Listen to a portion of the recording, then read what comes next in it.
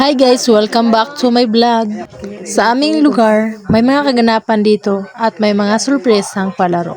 May mga surpresa tayong fish bump challenge.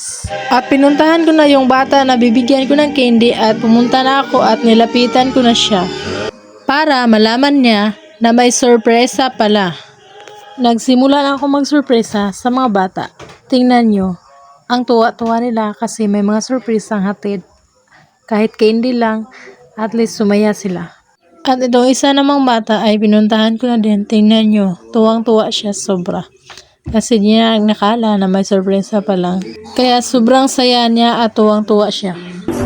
At dahil tapos ang ating mga sorpresa, ay magstay muna tayo dito sa ating mga magandang view dito sa paligid lang. Sila'y natuwa sa kanilang mga ginawa. At naglalaro din sila ng fish bump at isang laro na habol-habulan. Tingnan nyo, sila ay natuwa sa kanilang ginawa. At tingnan nyo, tuwang-tuwa sila dahil sa kanilang mga nilalaro.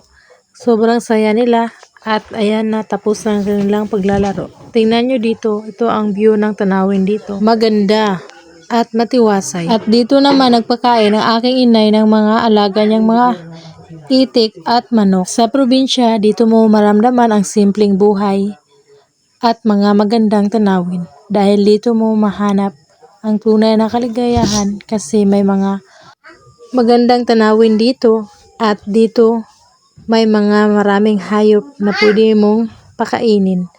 At yan, kinuha niya yung mga kambing sa aming paligid. Ayan lang ang video sa araw na ito. Thank you so much for watching everyone. Please don't forget to like, share, subscribe on my YouTube channel. And thank you all for your supporting. For all your support is so nice appreciating to me, and thank you so much.